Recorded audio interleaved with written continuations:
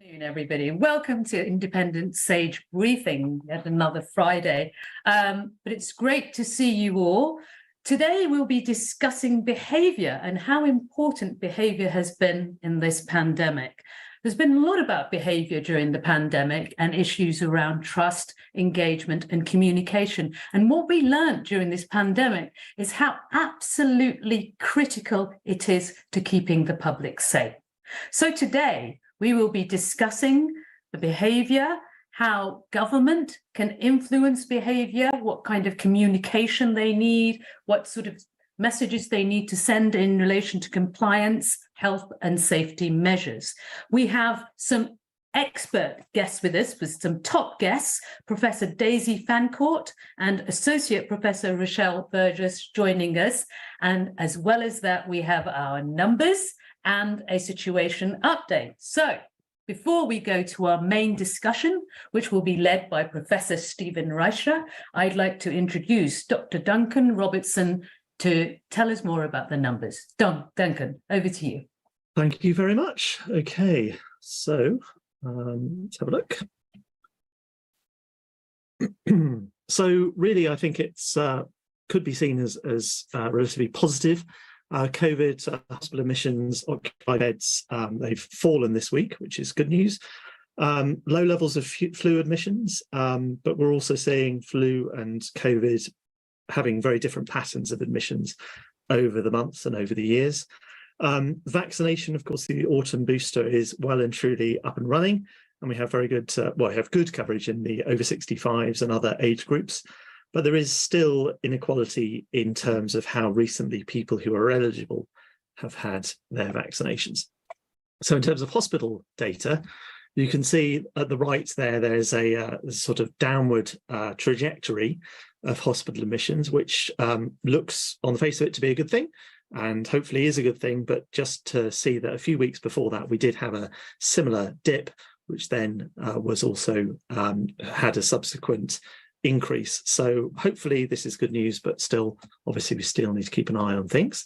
So this is in terms of admissions in England.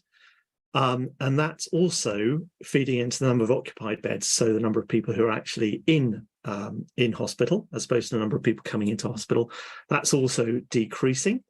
So good news there. And this splits it down between being primarily treated for COVID and being treated with COVID. So both of those are, I think, on a downward trajectory. And I suppose the other sort of beds we have are mechanically ventilated beds, and similar pattern there, they're decreasing as well. So I think overall, a positive picture in terms of hospital activity. And just sort of comparing flu and COVID, we see that this is this calendar year, we've had a winter wave of flu, which was, we also had a wave of COVID, but flu has really decreased until relatively low levels, but we're still getting a number of COVID admissions throughout the year, so it doesn't kind of just disappear over summer. And this is the same graph, but we sort of extended time back a few years, back 6 years. So we can see we have what seemed to be winter flu admissions, and particularly in January 2023, we had a very large flu admission rate. But the red line there is COVID admissions. So you can see almost at all times, COVID admissions have been higher than flu admissions. So whereas flu may be primarily in the winter, COVID has waves which are not necessary and just the winter. In terms of ambulance data, this is something that is still a problem. This is for all categories of ambulance calls in terms of how long it takes in terms of response time. This is the average response time, starting with category 1, which are the most urgent, going down to category 4. So you generally want the category 1 things to be prioritized, obviously. So that's why they have a lower average response time. But if we look at each of those individually, we can see we're getting exceeding that 7-minute target for category 1 and category 1T. In the sort of second level of ambulance call-outs. These are for stroke, chest pain, for example. We can still, they're exceeding that target of 18 minutes as well. So we haven't really got back to what we would consider that target time for those most urgent ambulance calls. And finally, in terms of vaccination, we can see that the number of people who have been vaccinated, or the proportion of people vaccinated, has been increasing. This is for England, and it's the proportion of those eligible. And of course, this isn't just over 65s, it's people who have some underlying health conditions. So we have roughly a third of those eligible have had the vaccination. So in terms of over 65s, which is one vulnerable group, you can see it's roughly half of over 65s in England have been vaccinated. So the numbers are slightly smaller in Scotland and Wales in terms of proportions. And this is looking at the number of people in various age groups and how long ago they had their most recent vaccination. As you can see, it goes from 5 to 11-year-olds children on the left-hand side to older age groups to over 65s. And then on the far right, you can see the average of the entire population. And as you can see, children generally have had vaccinations a long time ago because they're no longer eligible as a cohort. But the over 65s, we can see, have roughly half the people who've had vaccinations within 3 months. And this is splitting it down into that over 65 age group slightly more in more detail. And we can see actually over 80s, they have generally had quite over 75s have had very good responses. I think one thing to note is that there is still inequality between groups. And so this is looking at ethnicity. So you can see that there is a higher proportion of people in a white ethnic group, as opposed to, for example, the Pakistani group, which is a relatively lower take-up of vaccines. So overall, and sorry, this is also looking at within those particular age groups for over 65s, and this is looking at ethnicity within that over 65 age group. So we see a similar sort of pattern there of inequality of take-up of the vaccine. So to conclude, hospital admissions, occupied beds have fallen, have low levels of flu admissions, but we can see that COVID and flu admissions have very different patterns, good progress with the vaccination coverage, but there are still inequalities in that vaccine take-up. So with that, I'll pass over to Christina for a situation update. Thank you. Okay, I will share my screen. If you stop sharing. Yep. Right. Sorry. Got it. Okay.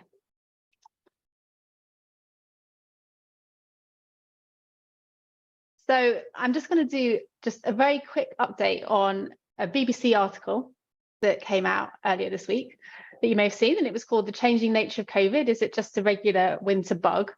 And in it, it said that the virus is on its way to becoming just another respiratory bug to contend with alongside flu and others. So is it true? Is COVID just a regular winter bug? The answer is no. It isn't. And there are lots of reasons, but I'm just going to go through three very quickly, three main rebuttals to that assertion. The first is that flu itself is not just another winter bug, right? It's the winter bug. It's a serious illness that causes thousands of deaths every year, every winter.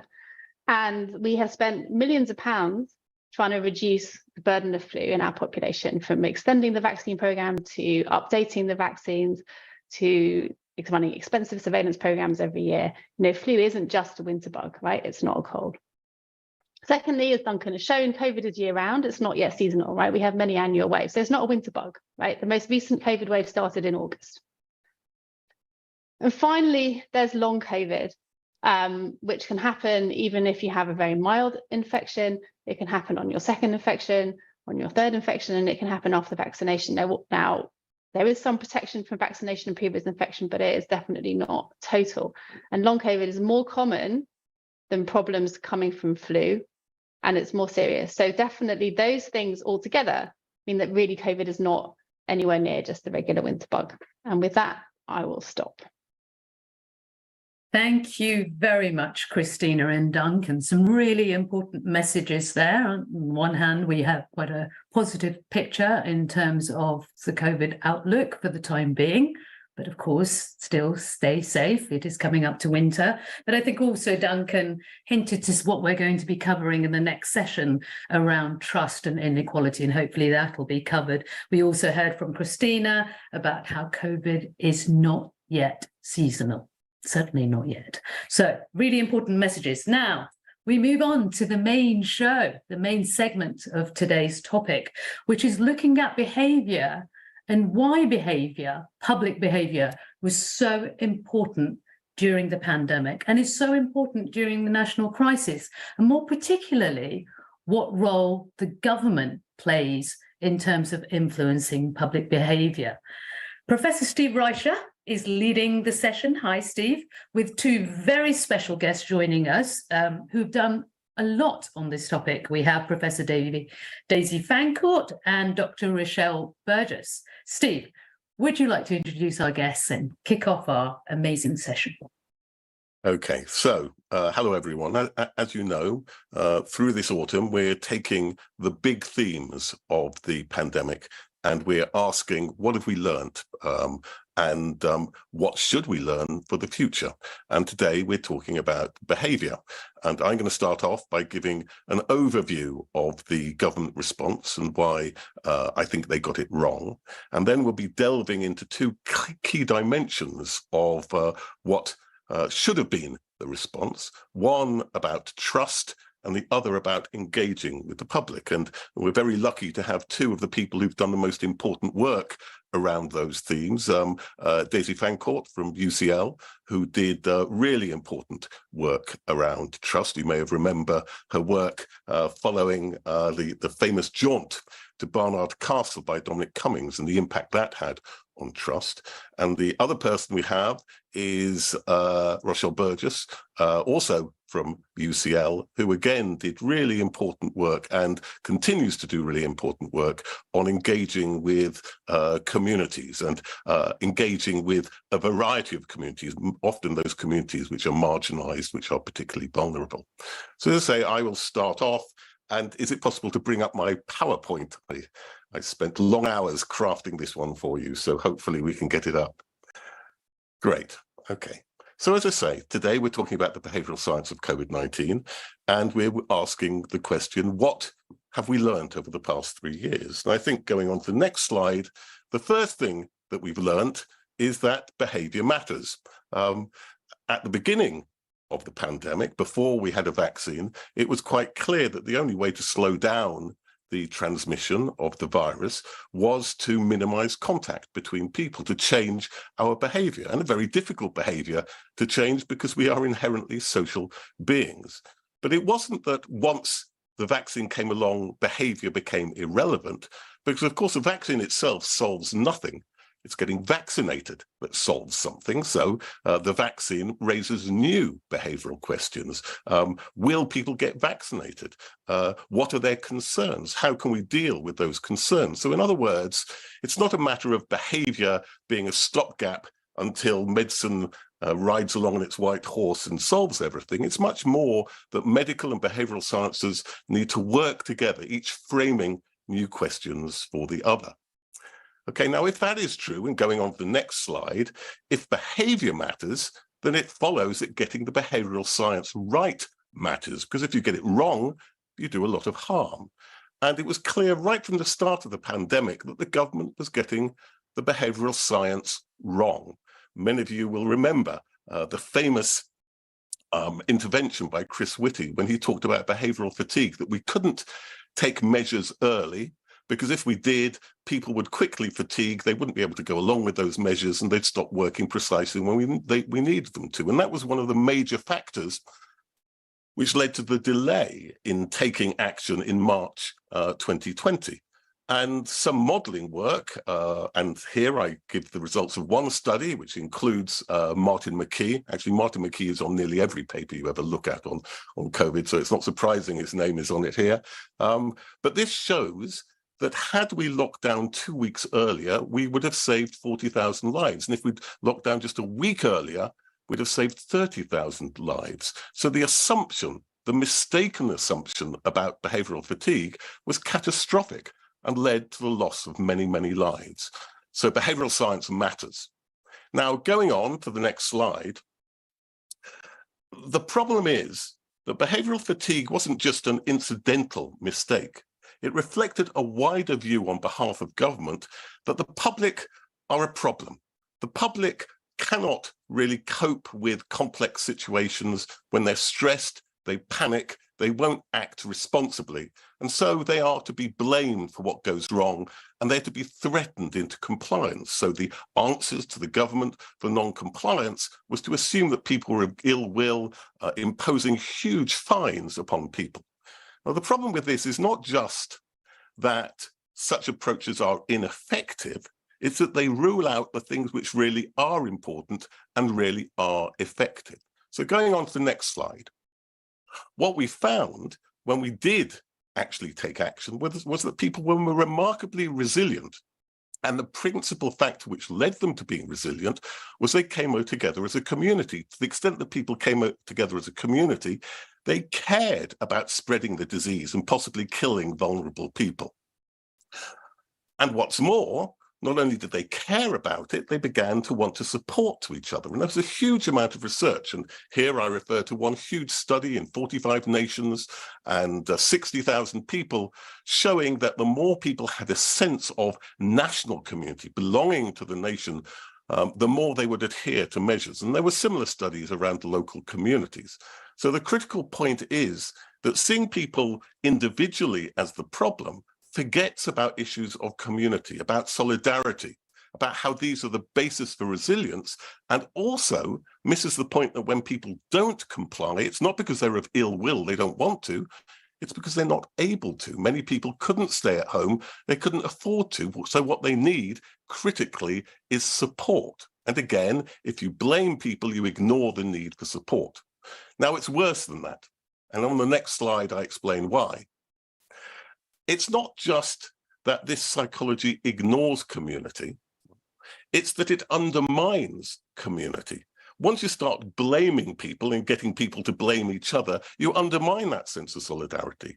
What's more, you break the link between authority and the public. The authority is no longer seen as part of us, they're seen as this outsider blaming us. And perhaps even worse, if you think it's people's fault, and if you think that people are weak, it justifies lack of support given to them. And one of the emblematic moments, I think, of the whole pandemic for me was when Matt Hancock, then Health Secretary, was asked in a parliamentary committee, actually by Jeremy Hunt, why we weren't giving support for people to self-isolate, because it's so difficult to do. He said, because people will game the system. In other words, that distrust stopped us doing the things we need to do. Going on to the next slide then. The critical point, I think, and the lesson we need to learn is that if you treat people as a problem, you create a problem. What you need to do is to treat people as partners. You need to work with people. You need to support them to do the right thing. You need to build trust so that they are likely to believe what you say to them. And as I say, critically, on top of all those things, again, you've got to provide support. And so let me just finish with the final slide. And it's a take-home message that in a pandemic, the public in many ways are the most valuable asset you have. In the UK, for instance, most of the support given to people wasn't given by government, it was given by other people. Up to 14 million people took part in mutual aid groups. 1 million people volunteered for the NHS. People supported each other. Now, if you work to bring people together, if you trust people, if you give them the support that they need, then the public become a huge asset. The problem was, and I think the lesson we need to learn for the future is this, that it was due to their psychology of mistrust, which I've outlined, the UK government squandered that asset. It undermined that communal response. It atomized people and set them against each other. And we must learn from that for the future. So I'll finish on that note. And now I'm going to turn to Daisy to talk in much more detail about issues of trust in the pandemic. So over to you, Daisy Fancourt, professor at UCL.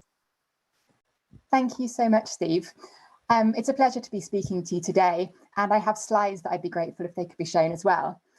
Across the last few years, we've heard COVID-19 being called many things, so a viral pandemic, a mental health pandemic, a pandemic of inequality, but it was also a pandemic of mistrust. And examples of this mistrust have been diverse, from initial mistrust of the scientists who first blew the whistle in China, to conspiracy theories about the origins of the virus, misinformation eroding trust online, a lack of confidence in workers from all sectors. And in fact, trust has come to define some of the most fundamental aspects of the control of the virus, from compliance to restrictions to vaccination. If you're happy to go to the next slide, I became acutely aware of this in my role directing the COVID-19 social study, which became the largest study on the UK into the psychological and social impact of the pandemic. So over the first 2 years of the pandemic, we tracked 70,000 people repeatedly through 1.2 million surveys and hundreds of interviews. And this work was used to inform every major committee, government department, the NHS, and hundreds of third sector organisations, as well as thousands of media pieces. If there are any problems showing slides, I'm happy to share my screen instead, if that will help things. Please. Yes, no problem at all. You need to stop sharing first, Ben.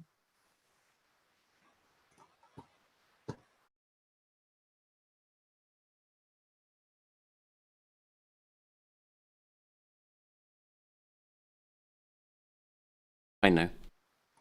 Are my slides showing okay for you? Yes. Wonderful. So I was just describing the study, the COVID-19 social study, and I'm going to be talking through some of the key findings that we had from this study on the topic of trust. So right from the start, there was a lack of trust in the public that they would actually comply. Policymakers vocally said that people wouldn't comply with something like a full lockdown. And as Steve mentioned, there were concerns that people would suffer this concept of behavioural fatigue and find it increasingly difficult to maintain adherence. But this was actually theoretically flawed. Solidarity and cooperation typically increase in emergencies and disasters, and behavioural scientists were quite vocal that behavioural fatigue wasn't actually a viable scientific concept. And in fact, our data shown in the top left graph show that politicians were wrong not to trust the public. The UK population had very high levels of compliance with government rules and guidelines. Majority compliance with the rules, so largely or completely following them, was actually over 97% during the first lockdown, and it remained above 80% throughout the pandemic until the rules were lifted. And in the top right graph, you can see trajectories of people's compliance. And there was a group of people in the pink line, which was about 1 in 7 people who had decreasing levels of compliance as we went into the second wave of the virus. But actually what you can see is they started to bounce back over time, increasing their compliance again, suggesting they had more of a reset rather than a permanent break with the rules. Also, as Steve alluded to, in the bottom right-hand corner, you can see that the reasons people didn't comply weren't deliberately deviant, but they were practical: caring responsibilities, finances, cramped living. People actually complied for a number of reasons, including protecting others, feeling a sense of social responsibility, and feeling united in shared identity and cause. So politicians really should have trusted in this altruism. The public also quickly came to mistrust the government to effectively manage the pandemic. In the top left-hand corner, I show a graph about trust in government across the pandemic. And you can see there was a sharp spike downwards in government trust during first lockdown that just never fully recovered. There was a subsequent increase during the vaccine rollout, but this trust was then lost again. So it was at nearly an all-time low by the end of the 2 years of our study.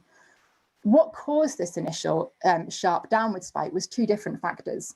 First, the government actually announced an easing of lockdown, but people felt in the public that many of them felt it was too soon. So they lost trust in the government to make the safest calls. Secondly, it became public knowledge that Dominic Cummings, whilst senior aide to the Prime Minister, had broken lockdown rules. And you can see in the bottom graph that there was a clear relationship between these 2 events and a decrease in trust that was seen in England. Now, unfortunately, this had an effect on compliance. In the top middle graph, you can see that in England, which is the red line, compliance decreased quite sharply following the Cummings story. And this is an effect that we wrote about in The Lancet under the name the Cummings effect.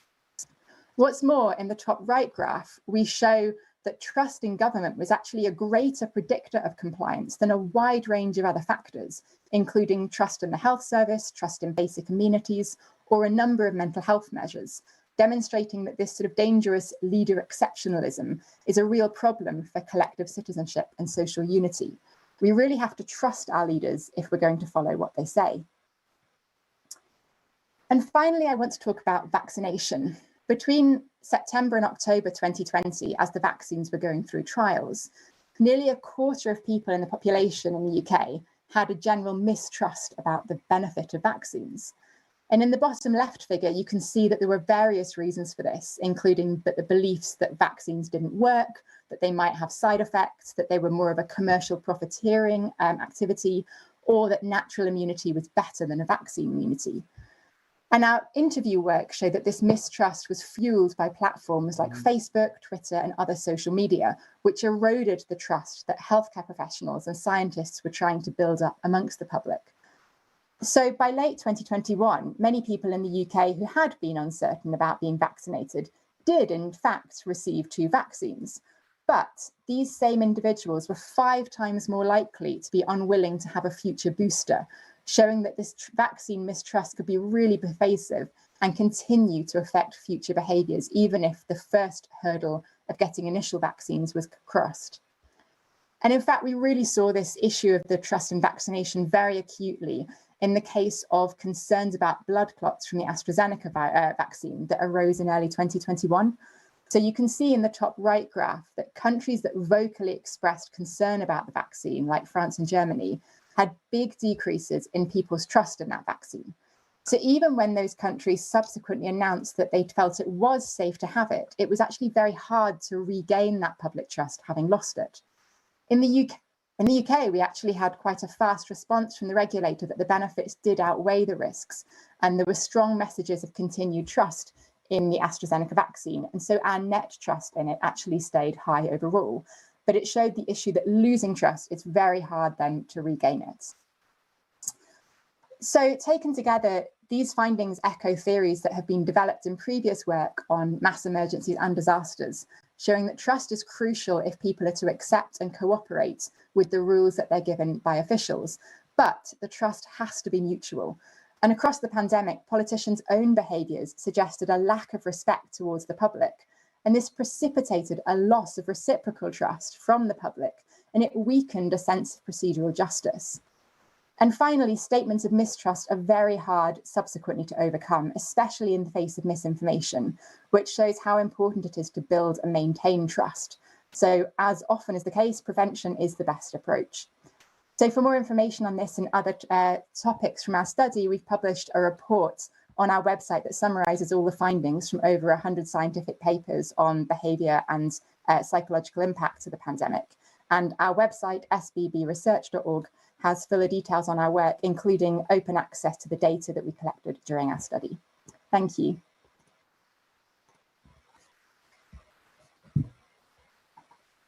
So thanks very much, Daisy, for, as ever, a wonderful presentation and superb data. I mean, I think the role you played during the pandemic itself in showing the importance of these variables and the importance of trust is reflected in what you've just said to us. And I think there are, I mean, for me, there are 2 absolutely critical take-home messages. I mean, the first is your point about being trust being mutual. In other words, a government that doesn't trust the public and reflects that in all sorts of ways can't expect to be trusted by the public.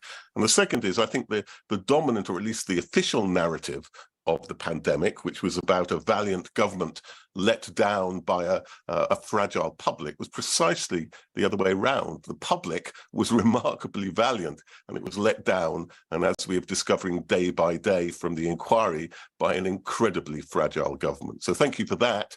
And after that rather depressing set of data, let's turn to Rochelle, who in many ways, I think, whose work shows what could have been done and what should have been done in terms of engagement. So So if we could go over to you, Rochelle. Thanks, Stephen. And I don't think it's any less depressing. I would have to say my apologies. Oh, apologies in advance. But I think I imagine it does end on some sort of hopeful possibility, I think. So perhaps that is what we can ask for in these times. Should I share my slides or will it work? See if it works. All right. Thanks. So thank you very much. I had not anticipated for that first slide to have that big scratch through community, but I think actually it's kind of emblematic of where I would like to start. I'm a community health psychologist by training, which means I spend a lot of time thinking about and trying to infuse nuance with how we use the term community. And I often request that people think of things as communities, because as we have seen in sort of the earlier data shown around inequalities, not all communities are equal, not all communities experience the world as equal. And ultimately, for you to lose trust in something, you have to have trust in it in the first place. And I think there are many groups and members of society in the UK and all over the world that don't start from a place of having trust in their government to protect them, to care for them, in order to provide for them. And ultimately, we need to acknowledge that there are different starting points when we are trying to build trust. And I think that comes from shifting the way that we think about engagement with communities, particularly communities that have long-standing experiences of inequalities in place. Next slide, please. So I won't spend too long on this. I've got a timer, Steve, don't worry. There is much has been said about these points, about the ways in which many communities experienced financial and family worries around the pandemic, a real lack of clarity in early stages of communication in the virus during the outbreak of the virus really led to some uncertainty in action in some groups. But I guess the thing I would like to spend a little bit more time of is sort of like this idea of what the kinds of worlds that people were living in prior to the COVID outbreak. And I think in particular, when we look at the evidence that came out of the pandemic around the inequities faced in sort of the policing around the pandemic legislations, we saw that communities that are traditionally over-policed remained over-policed, which would have had huge implications for sort of having any confidence or belief in the messaging that is coming from that same government. And I guess ultimately for me, these things sort of come together to really emphasize the ways in which trust is inseparable from the context through in which people live their lives, and any efforts to sort of promote trust need to be working at repairing the things that break trust in the first place. Next slide, please. So what I'll talk about the few slides is sort of reflections that came from my work with young minoritized people during the pandemic, during the height of the pandemic. I'm a qualitative researcher, so I work with sort of small groups of community members and very deeply with those community members. And this is an organization that I've been partnering with for many years, working around mental health inequalities. And one of the things that young people really reflected on during the pandemic was that there was no change between the ways in which they were treated by the system before the pandemic, during the pandemic, and after the pandemic. And so when we think about the decision-making and what motivates certain types of decision-making in historically excluded communities, I think we have to hold on to the fact that communities like people from Black minority ethnic communities might choose to self-segregate, might choose to not engage with sort of wider mechanisms of change because they feel that they have not benefited in a positive way from that before. And so that sort of like turning inward can be a counter mechanism sometimes to sort of those wider desires to build new forms of community around process. So this idea around how we saw all the self-mobilization in communities, which was really amazing. what I found in a lot of my work was that these communities had already been doing that, and so they just continued to do that process to engage in sort of their I guess smaller circles of influence and action, because that's where they had found success before. Next slide, please. And so this is another example of that. So the ways in which faith groups, church groups, community organizations continue to sort of mobilize and support each other. And a lot of this was around sort of those big structural inequalities that are the things that Stephen, you were mentioning about sort of what are the things that limit behavior. I think if we want to think about the context that enable better health enabling actions or better behavior, we cannot overlook those structural determinants. And I think ultimately a lot of the health communication and a lot of the programming around sort of increasing good health behavior often forgets that. And these communities continue to tell us that we need to turn in that direction. Next slide, please. I think this quote here was really one of the most powerful ones that that we came across. Young people sort of talking about the sort of the lasting effects of, I suppose, being over-policed, and how certain policy landscapes during that time really increased that pressure for them, that pressure, that anxiety, those worries. And so this is again a reflection of that unequal burden of stress that sort of manifests from the pandemic and will be felt more deeply in some communities than others. Next slide, please.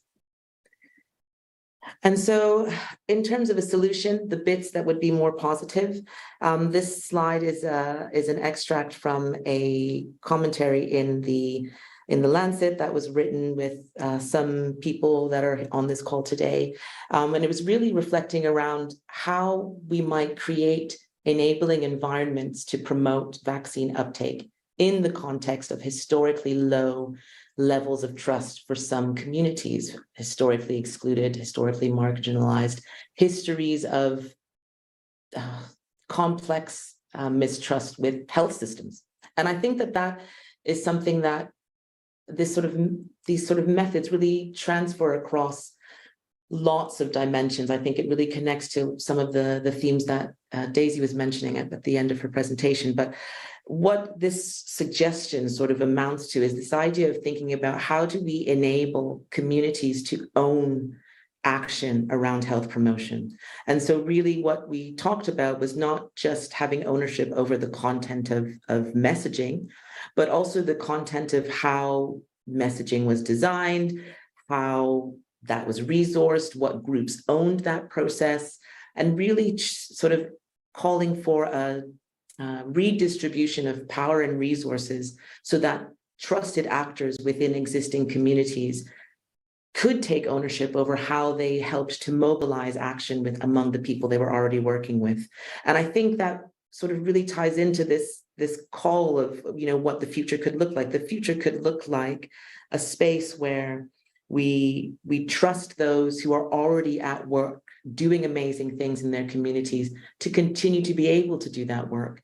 And when we're thinking about distribution of resources, where things should be placed, who should own it, who should be driving that change, it shouldn't come from outside. It should come from inside those communities, scaling them up, resourcing them appropriately, and sort of getting out of the way while they sort of drive positive change for themselves. And I think I'll stop there. I'm possibly at my time anyway. And yeah, I'll leave it there. And thanks very much to our project team.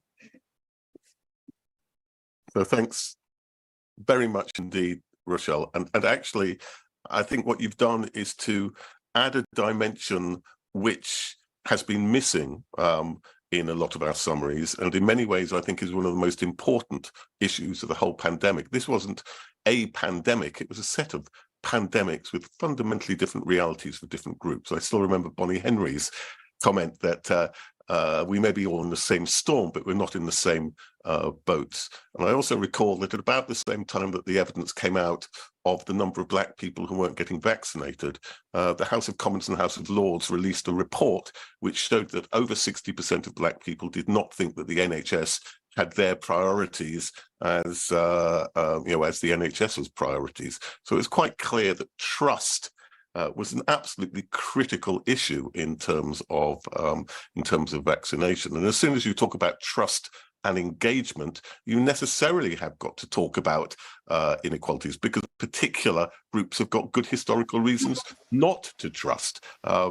And you need to put special efforts to engage with those communities. And I think going forward, in terms of lessons for going forwards, thinking about the structures that we need to create to make sure that all those communities' voice is heard, and also the forms of support which are necessary for everyone to be in the same sort of boat, are absolutely critical. So I'm really grateful to Daisy and yourself for raising those issues. I'm particularly pleased that we have mentioned the issue of inequalities, which is so absolutely central and needs to be central in the future as well. So thank you for a session from which I learned a lot, which it was privileged to hear from you, and I hope it was useful to everybody else. Thank you so much, Steve. That was an absolutely riveting and compelling discussion. And thanks too to Daisy and Rochelle for bringing real context to the important issue of trust. We heard some very, very, very important messages there about how the government squandered trust, about how the government needs to treat the public and people as partners, about how trust is a two-way relationship, and when the public started to mistrust the government. And then, of course, we heard the really important message about how trust is mediated by context and historical relationships with the public. The one thing I'd like to add there is, when we talk about mistrust, we need to be careful, because even the term mistrust, from my perspective, is still it's still victim blaming. It's still victim blaming, because when you say that a community mistrusts you, you're actually suggesting that it's the problem of the community, it's the burden of the community that they mistrust you, rather than accepting that it's because that community have been let down for whatever reason, let down by historical reasons, for historical racism, medical neglect, and so on. So just a thought. Anyway, great session there. I'd like to move on now to our question and answer session, because we've had so many fantastic questions from the public. And I'd like to read out the first one, which is from Alison Griffiths. Now, this is a really interesting one. Why are masks seen as antisocial, and why do they provoke such a strong reaction in the UK? Do other countries take the same view? Do you think these attitudes will change in the UK? And if so, how will these changes come about? Now, it's a really important time to be talking about masks right now. The tubes are full, trains are full, lots of events. Professor Susan Mickey, dare I put you on the spot and ask if you could just have a go at this one? Well, I will start with a couple of thoughts. The first is it's very much determined by history and the culture of countries. You can see this in other parts of the world where masks have been worn in pandemics and different kind of diseases, aerosol diseases for decades. It's part of the culture. And it's accepted just in the way we would wear a hat when it's raining, nothing more than that. The other key thing is the extent to which the issue is actively politicized. And this changed during the pandemic. I think for a lot of people, masks in the UK, the masks we knew, they were unfamiliar. Obviously, the delays that actually we've been hearing about in the public inquiry about accepting an aerosol explanation of what was going on and converting that understanding into messaging meant that the reasons for wearing masks weren't explained sufficiently. But having said that, people did adopt that, did accept it. It was pretty well represented, and it wasn't politicized at the moment, at the beginning. Much more heavily in the US that happened. And I think a lot of that spread, and it spread along with conspiracy theories, about misinformation, and got very tied up with the sort of ideological freedom of the individual sort of scenario. So those are a couple of thoughts, but I'm sure there are many others. Thank you. That was really helpful. Trish, you've had a lot to say on this in the past and really important things. So would you mind sharing some of that with us, please? Yeah, I absolutely agree with what Susan said. I suppose I come from also sort of sociological perspective that the mask is not just a physical barrier, it also has deeply symbolic cultural properties. And as Susan said, you know, that depends on the culture you're from, but if you sort of think back to before the pandemic, if you've got kids, you know, what if you put a mask across your kid's face, what did they start playing and thinking they were? And they might be a pirate or they might be a bank robber. You cover your face if you're doing something suspicious and naughty, you know, those kind of things. So there was sometimes an idea that if you're covering your face, you're doing something that society doesn't approve of. You're hiding. But then there were also the racialized connotations. Muslim women, for example, often cover the head, but in some groups, they will also cover the lower face so that just the eyes are showing. And of course, then that brings with that a lot of people's baggage about what they believe women should be doing, you know, in terms of covering their faces. And so the sort of racism comes out. But there are also quite practical things. I read a piece by a Japanese anthropologist who said, well, you know, in Japan, it's partly a pollution thing that you'd go out into the street and it would be very polluted. So you wear a mask so you didn't inhale the environmental pollution. But apparently also in Japan, sometimes Japanese women would put the mask on to go down the shops because they didn't really want to put their makeup on. It took a while to put their makeup on. So they just cover the face so they didn't have to worry about that. So there were all sorts of reasons why people wore masks before the pandemic. And then that got overlaid with all the different ideological views. The questioner also asked, do we think this is going to change? And I would say not anytime soon. Quite the opposite. But one of the things that we need to do, and those of us who've got a bit of a platform here need to do, is make sure that we are wearing our masks in high-risk situations, because people turn around and say, oh, look, Trish is wearing a mask. You know, that's probably not such a bad idea. Maybe I'll put mine on. And I'm actually charging up my HEPA filter mask right now because I'm going off to a conference. I got a mask with a little HEPA filter in, and I'm going to be sitting there wearing my mask to set an example. So I think we can change things a little bit, but it isn't easy because changing deeply held cultural views is never easy. That's so interesting and good for you, Tricia. Good luck at your conference and safe travels. Right, we have another question from Fiona here, unless someone's burning to answer, but we've got plenty of answers, plenty of questions for our panel here. Another question from Fiona, which I'm going to read out. What I find hardest to understand is how we have lost the protecting the vulnerable people element of behaviour, and how even healthcare professionals and healthcare settings seem to have given up on trying to protect the immunocompromised outside of their specialist care, for example, chemotherapy. It seems to have been forgotten that the most vulnerable need to seek every kind of healthcare, not just specific care. I keep seeing phrases in hospitals, e.g., information saying things like information saying things along the lines of masks in environments where the immunocompromised are being treated, but then masks are being ignored elsewhere.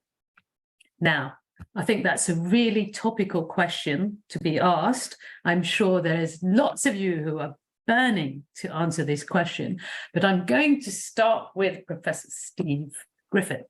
Would you like to say something on this, Steve? Sure. Thanks, Zubaida. Well, yes. I mean, you may have seen in the news this week that it's been slightly blown up that many healthcare trusts are actually saying to their staff not to test. And of course, there's no compulsion for healthcare workers to wear masks anymore. And actually today, we've just had a response to a petition that was raised by the Clinically Extremely Vulnerable Families group about masks in healthcare, and the response from the government is this sort of standard we've assessed this, we don't feel that there's a need for it, blah, blah, blah, blah, blah. And it really is just reverting to type. And it's really, really upsetting and really, really depressing that we're not prioritizing this. And in fact, actively discouraging those very simple measures that will keep everyone safe in the hospital environment and other healthcare settings. And I just don't really understand it, because it's not just COVID, it's all sorts of diseases.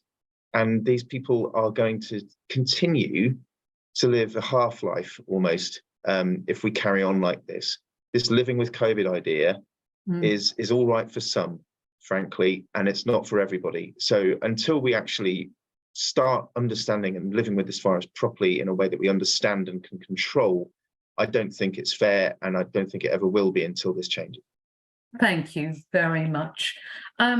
Sorry, Trish, did I see that you'd like to just very quickly add something on that? I'm afraid so. I'm quite keen on answering today. I think there's one issue that we need to bring in here, which is the underpinning ideology that is driving policy. And I think there is a very strong neoliberal ideology which is driving advice from the UK government, but also from a lot of governments in the global north, certainly, which is you do you. You have a choice, and choice is important. And in fact, choice is the most important thing. And rational economic man will make the kinds of choices that he, or presumably she, feels are in their best interests. And that drives a lot of policy. It is completely different ideology from the ideology of a more socialist approach, which is that the state has a responsibility to make everything safe for everyone, and we as citizens all have a responsibility to contribute. And so my feeling is that it's neoliberal ideology which is driving this mask thing, and it is going against public health without any doubt. Yes, right. I know that there are people burning to answer this question, and I will, but I really want to just get in more questions, and then you can bring in your point. How about that? Now, we have a question here. Oh, I like this question from Vicky O'Mahony, which is there a single politician in the UK who has spoken? By the way, my fellow Indie Sage colleagues, let's not focus on individuals. Is there a single politician in the UK who's spoken about reducing COVID-19 transmission in relation to preventing the continued escalation of new long COVID cases? Now, that's an interesting question. We don't have long, so quick answers. But Martin, can I start with you first? And Steve, I'll come to you next. And then Sheena, perhaps you'd like to say something. Or if not, I'll come to you, Sheena. Oh, it's okay. Well, is there a single... Well, I wish I knew, not that I can think of, to be perfectly honest, but then it may well be that I've missed something. But I think it's a very, very good question. How about the broader issue about preventing the continued escalation of new long COVID cases? We need Danny here almost, don't we? Steve, do you have anything to say on that? Yeah, I just wanted to point out, not necessarily specifically to long COVID, but for clinically vulnerable people, Daisy Cooper, the Lib Dems health spokesman, actually asked a question in Parliament of Steve Barclay this week, a couple of days ago, specifically around what, related to the last question about what was being done to protect those most vulnerable still during the pandemic, especially as cases are increasing. And frankly, the response was nil. It was referring to the pandemic in the past tense, and we take this under advisement and we're still monitoring the situation. So frankly, nothing's happening, again, I think related to exactly what Trish was saying with respect to the ideology behind all of this. All right, thank you. Sorry, Martin, I don't know, did I cut you off, or were you about to say? No, well, I was going to say something about the previous point, if I may, because I'm actually dialing in from Singapore, and in 2003, after SARS, they redesigned their hospitals. New hospitals are built in a way to be to separate the potentially infectious from not. And after in 1918, there was a lot of work on redesign of buildings with ventilation and so on. We know that Addenbrookes installed HEPA filters did a fantastic job in clearing viruses from the air. It is absolutely beyond me why we are not building this into, the government says it's building 40 new hospitals. We can question the numbers, but at least it should be looking at retrofitting. It should be looking at, trying to do something to make sure that any hospitals that we're building going forward are as healthy as possible. I should just add, having written books on hospital design, we don't do it very well in the UK anyway, but we should be thinking about this particularly. Yes, really important point there. Right, I want to just move along very, very quickly to the next question, which is from Shireen. Hi, with the vaccines being revised to target the latest COVID variants, I was wondering if the same can be done for tests. I've heard lateral flow tests aren't as accurate against currently circulating variants as they were against the earlier ones. This is concerning because my family uses the tests all the time before visiting our clinically extremely vulnerable loved ones. Sheena, I see your name all over this one. Thank you. That's a really good question, and I have also seen those reports. However, it should be mentioned that one of the things that the tests specifically mention are a relatively stable part of the virus. They're not looking at the spike protein, which is the bit that is changing a lot on the virus. So theoretically, the binding should still be good. We should still be able to detect the virus, but the tests aren't very sensitive. And this is the issue. If you haven't got a sufficient level of virus in your kind of the back of your nose, your throat, or perhaps you don't do a good enough swab or at the right time, you might get a false negative result. And I think that might be part of the issue is some of the, so we're not getting quite a high enough level of infection to be easily detected. I also suspect that there may be some variance in how good some of the commercially available kits are. And in the early days of the pandemic, there was a lot of studies comparing different kits. I haven't seen those studies coming out more recently, so I'm not sure how good all the kits are. Okay, thank you, Sheena. Christina, very, very quickly, would you like to add something on this as well? Yeah, just to say that the UK Health Security Agency, when they did their report on the care home outbreak of the latest variant, Corolla, they actually did a lot of lateral flow tests and they showed that they were working exactly as well as they always have been. So it's not the case that the new variants are affecting it, but it is, as Sheena says, that they're not as sensitive as PCR tests, and also with some immunity, it means it takes a bit longer for you to have enough virus to test positive. Yeah, really important still, I think, to still use those tests, everybody. I'm afraid we've run out of time. I've got so many other questions, but we will keep them for the next time. So thanks as always to our guests today, to our members of IndusAges, but most of all to the public who support us every week and who continue to send us your questions and continue to write to us with your concerns. Please don't stop. We're here because of you, and we really appreciate the trust that you put in us. Now, we will see you in 2 weeks' time. We have a session on viruses, very topical. Do send us your questions. Email them to us on questions@independencesage.org or send them via Twitter. Right, we will see you soon. And until then, take care, keep safe, and thanks again, everyone. Bye. Bye. Cheers.